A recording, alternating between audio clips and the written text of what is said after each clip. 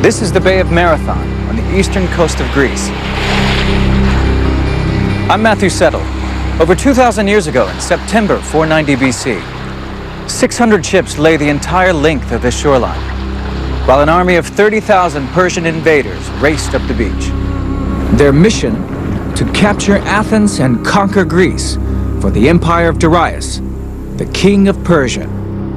But 11,000 Greek infantrymen stood in their way here at Marathon. Now, with new video game technology, you are about to see this great battle as never before. The vast numbers of soldiers, the troop formations, how they fought, and how the battle was won. Get to view the generals wish they'd had now in decisive battles. This is the burial mound of Marathon. Beneath me lie the remains of Greek soldiers who died in battle on 9/11, 490 BC. At that time, Greece was not a unified nation. It was a collection of independent city-states, like Athens, Corinth, and Sparta, each with their own laws and systems of government. The most influential city was Athens. 20 years earlier, the Athenians had gotten rid of their king, Hippias, who was a cruel and brutal ruler. Athens became a democracy and began to flex its muscle against Persia, the greatest power in the Mediterranean at the time. Athens even supported a revolt of some of the Greek islands, who were trying to break free from Persian rule. The Persians saw themselves having a sort of God-given right to rule the world, and they expanded in every direction. They probably expected most countries and nations that they encountered to simply surrender. Their procedure of declaring war was in fact to demand a surrender, and if that wasn't then given, they would fight. The Persian king Darius became furious with the Athenians. He decided that when the time was right, not only would he conquer Athens, but all of Greece. Darius had a servant. Every time he sat down to dinner before he would eat, the servant would whisper in his ear, "Sire, do not forget the Athenians." So, when the deposed king, Hippias, fled from Athens to Persia, he received a friendly welcome. I think it would be fair to regard Hippias essentially as a political pawn. The Persians weren't really too concerned what type of regime they would set up in conquered territory, so long as they were confident that he would be loyal to them. In 491 BC, Darius sent envoys to Athens and Sparta. They demanded gifts of earth and water as acknowledgement of the power of Persia. The Greeks threw the envoys into a ravine used for executing criminals. The Spartans threw the second pair down a well. What the Greeks most hated was the idea of slavery, of not being free, and they were determined not to allow themselves to be taken over by a foreign power without a fight. Darius was furious. He assembled a huge fleet of 600 ships and mobilized his army. And when they set out for Greece in 490 BC, the exiled king Hippias sailed with them. The invasion force of 30,000 men was led by Datis, Persian commander in the west. Hippias was only too happy to advise him on the perfect landing place, the broad beach at Marathon Bay. The Persians had very consciously picked a place that suited the kinds of forces that they had. Basically, within the territory of Athens, they couldn't have found pretty much a better place for them to land. This is the plain of Marathon, 6 miles long and 2 miles broad. Apart from the marshes at either end, it's an unbroken plain, perfect for the battle tactics of the Persians with their light infantry and cavalry. Even in early September, these marshes were wet and soggy. A man couldn't walk on them, let alone several thousand horses.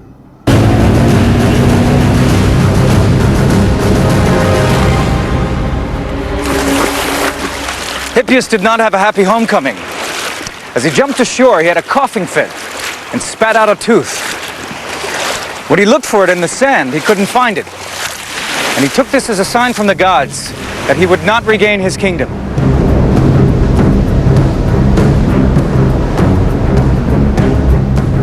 While Datis unloaded his ships and assembled his men, the Greek army was gathering in the mountains overlooking Marathon. This Athenian army was made up of many local tribes loyal to Athens, 1,000 men each from 11 tribes, each commanded by its own general. But in overall command was the Greek general Miltiades. Missing from these 11,000 men with the fiercest and most feared Greek fighting force, the Spartans. Miltiades sent a runner, Phidippides, to Sparta to ask for help. The Greeks generally used runners as messengers, sometimes horsemen, but very often runners, partly perhaps due to the rough terrain that they often had to negotiate. Phidippides was a day runner, someone who could run all day delivering messages. According to the historian Herodotus, he ran the 150 miles between Athens and Sparta in 2 days, but his epic run was all in vain. The Spartans were celebrating a religious festival, and they refused to march until after the full moon. The Spartans were notoriously pious, notoriously slow, notoriously tardy, and arrogant in a way. And I think they felt, oh, we'll just get over there when we get there. Athens would stand alone. Miltiades faced impossible odds. We know very little about this Greek commander. He was from a leading family in Athens and must have had considerable military experience to win command of the army. But we may have one link that stretches back 2,500 years. This helmet is an exact replica of the one recovered by archaeologists. It's from exactly the right period and had the inscription, Miltiades dedicates this helmet to Zeus. It was very probably Miltiades' own helmet and was exactly the kind worn by the Greeks at Marathon. The Greek army fought as infantrymen, or hoplites. They were called this after the shield they carried, the hoplon. The hoplite fought in a phalanx formation, an almost unbreakable wall of men and shields, pushing forward incessantly. The shield of the hoplite was a big shield, about 1 meter wide, but it covered only half the body, and therefore the protection comes from the overlapping of each shield with the man next to him.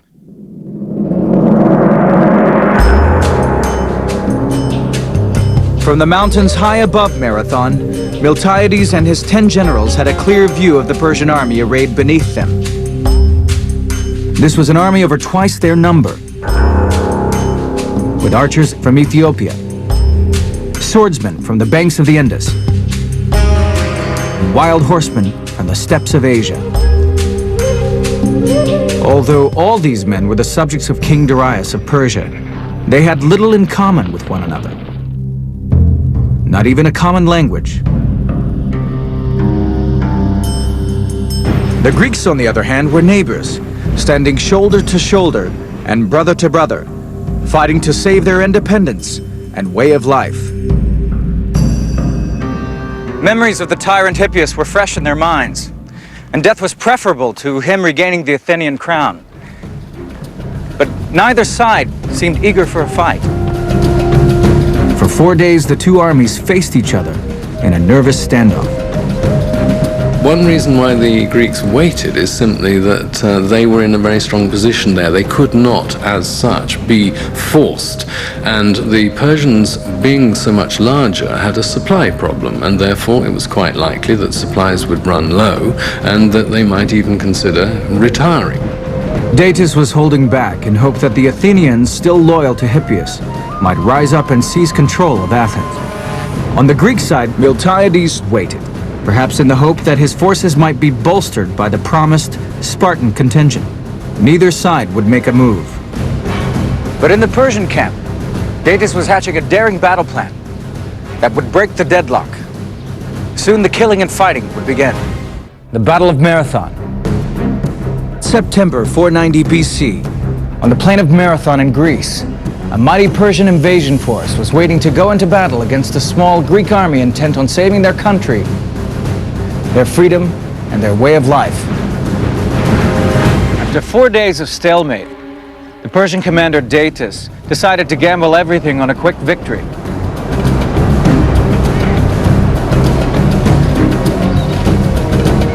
Under cover of darkness, he loaded all of his cavalry and some of his infantry back onto his ships.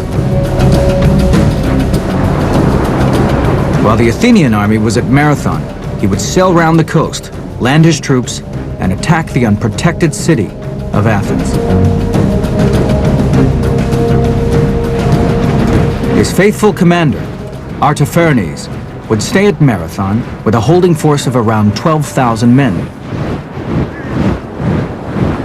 If Datis thought he could load thousands of horses and men onto his ships and sail quietly away into the night, he was very much mistaken.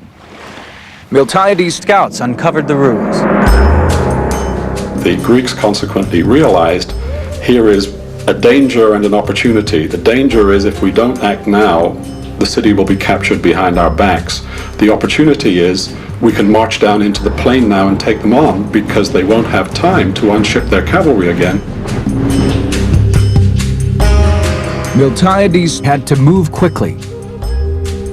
It would take Datis more than 10 hours to sail to Athens and several more hours to unload his army.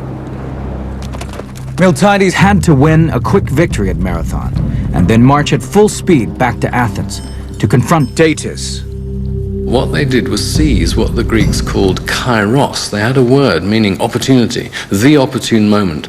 And I think the genius of Miltiades is indeed largely responsible for their choosing the right moment. Miltiades marshaled his 11,000 hoplites and readied them for battle. Greeks would normally have formed a rectangular phalanx, but he was worried by the length of the enemy battle line. The Persians could sweep around both sides and envelop the Greek army. We know this kind of detail because of two Greek historians. Herodotus, who wrote in the years after the battle and may even have met some survivors, and Plutarch, who wrote 400 years later but used material from earlier histories. Miltiades took a huge risk and tore up the battle manual. He abandoned the traditional phalanx formation and deployed his troops along the widest possible front, so that the center of the line was much thinner than usual, 4 men deep as opposed to the customary 8. But on each wing, he retained the 8 ranks of the conventional phalanx. He wanted to protect his flanks. The Greek heavily armored infantry, they had a 3-foot shield that would cover them from brow to knee, greaves down here on the shin guards, and then a helmet with just eye slits, so that when they put that helmet at the rim of the shield, they really were pretty much invulnerable. As the Greek army rolled forward, Miltiades was already thinking of the next problem.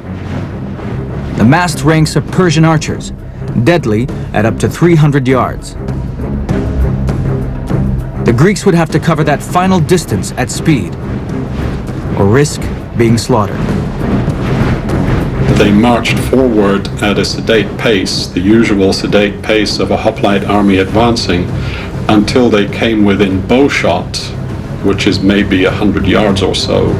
Once within bowshot, the Greeks came under a hail of arrows. Miltiades' troops broke into a run. This astonished the Persians.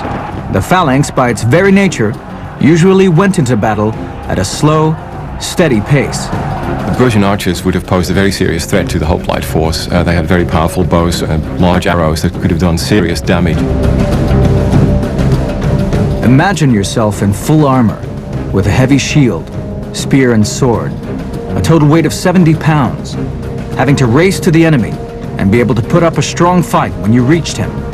There was a British historian who actually built himself a suit of hoplite armor and went to Marathon and ran from approximately the place where the Athenian camp was to the site of the battle, and showed that a fit man could actually run that distance in armor. The hoplites trained hard for this. There was even a hoplite event in the Olympic Games of the period, which involved sprinting over 400 yards in full kit and armor. The Persians were puzzled. From their ranks, all they could see was a long line of Greeks running down on them. Surely they would be out of breath before they even got close enough to fight. These Persian infantrymen were more skirmisher troops than heavy infantry. Lightly armed with short spears and scimitars, they formed ranks as a line of steel-tipped spears came hurtling towards them. The two armies clashed head-on. The Persians soon realized their weapons were hopeless against the Greek army, but they fought back valiantly, and by sheer weight of numbers began pushing the Greek center back. It looked like Miltiades gambled, had failed, and all the while Datis was sailing closer to Athens. Tonight on History Sunday, they train to fight in the shadows deep inside enemy territory where the unexpected is the only thing they can ever be sure of. These guys are no kidding heroes. Go into combat with Navy SEALs, diplomatic security agents, special tactics groups, true warriors. Tonight at 7 on the History Channel. Heinrich, yeah. I'll be right there. They've left little room for compromise. Headlights that turn on curves. Impressive.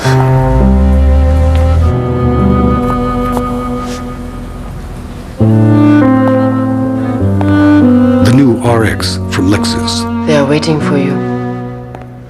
Continuing to put the world on notice.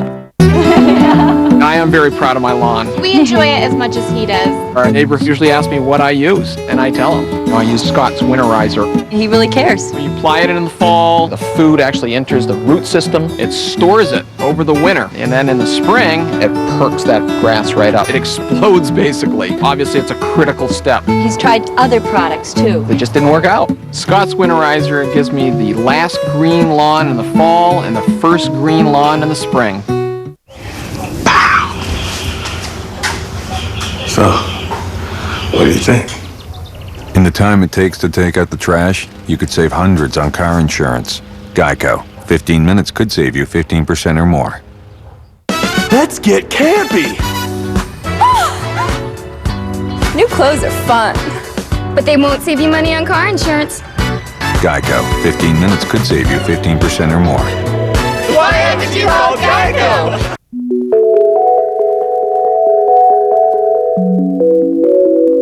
Sometimes it's easy to see when you need to protect yourself.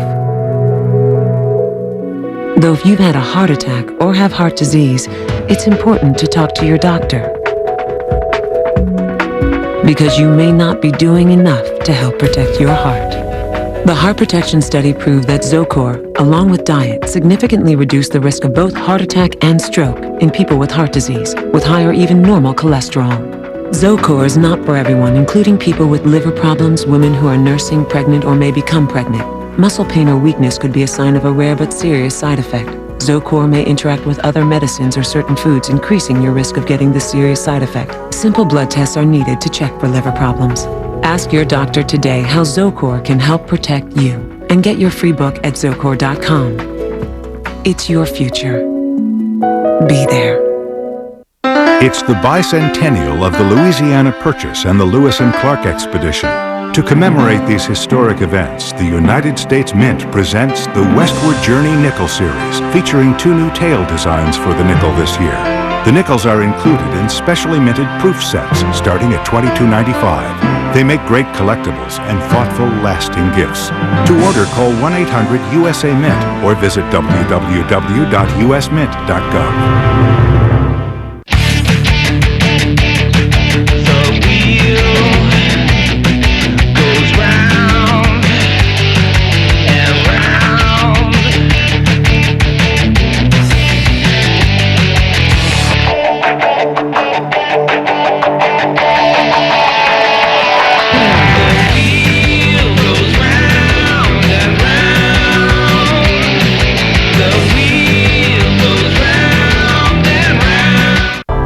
Christmas night, 1996, a crowded vessel carrying 283 immigrants mysteriously disappears. How did it sink? Why did no one care? Some people say it's about murder.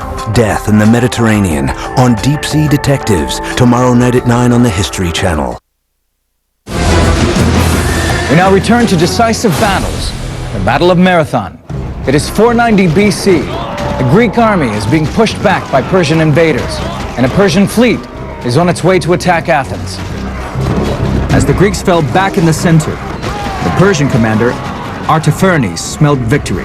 The way in which Miltiades drew out the Athenian army, enormously lengthening and thinning his center, was one of the riskiest things, I think, in all of ancient warfare. But now the strong Greek phalanxes, on the wings, beat back the thinner Persian line, and began to push in towards the center. Each phalanx moved on command, as one unit, wheeling left or right, almost turning on a dime. Miltiades' gamble had paid off. As the center fell back, his wings slowly encircled the enemy. The slaughter began in earnest, as the heavily armored Greeks hammered into the Persian divisions. And then that whole center of the Persian army became essentially a killing zone. Certainly, to fight that way took great strength and great endurance. And you haven't even talked about the heat of the summer. The Persians continued to throw themselves onto the attacking phalanx, desperately trying to find a way to break it. In the meantime, the Persian archers poured thousands of arrows into the Greek lines, now so closely packed with the Persian infantry that they were bound to hit their own soldiers. The Greeks felt that right and might were on their side and fought like men possessed. Tactics were not so important in those days. It was more just the guts to stand next, shoulder to shoulder with your mates and carry on the fight. The Persians were a broken force. They had never been defeated by the Greeks. But now thousands of their soldiers lay dead or dying. Suddenly the Persians broke and ran for their ships, desperate to escape the slaughter.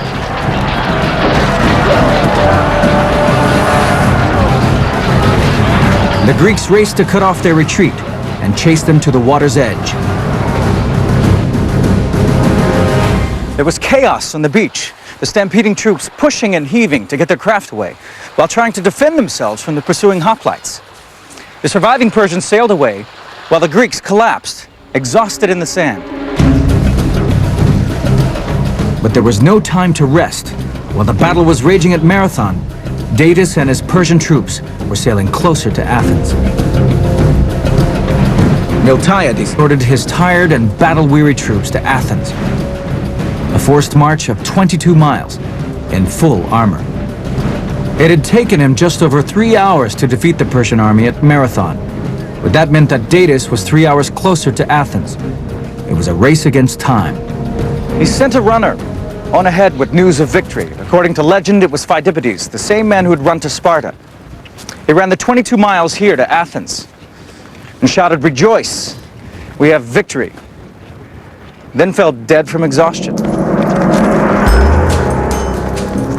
Miltiades arrived in the nick of time and managed to set his troops up around Athens.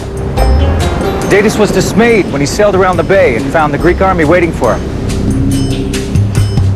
When they saw those Athenians waiting for them, they just didn't have the heart to have another go at these guys who had just inflicted this disastrous defeat on them. He could not even land his army. He thought these troops had been beaten at Marathon, but now here they were, ready to fight again. Acknowledging defeat, he turned his ships around and set course for Persia. Hippias had guessed right.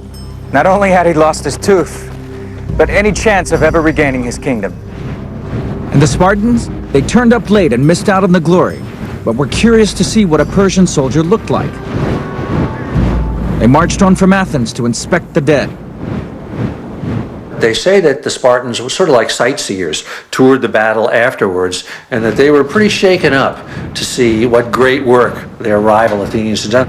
I think it really did eat at the Spartans' guts, that these foppish Athenians had polished off the Persians. If the Persians had won the battle and had occupied Athens, they would then have had a basis in mainland Greece for further campaigns, and that might well have changed the course of history.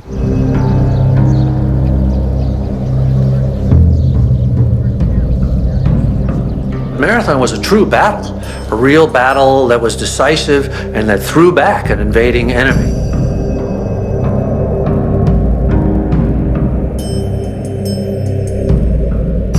The fame of Marathon is, in my view, imperishable. It was an extraordinary victory. But for Marathon, you wouldn't then have had the ensuing civilization of the Greeks. The Persians had lost 6,500 men. The Greeks, 192. This was a great victory for Greece, but an even greater victory for Athens.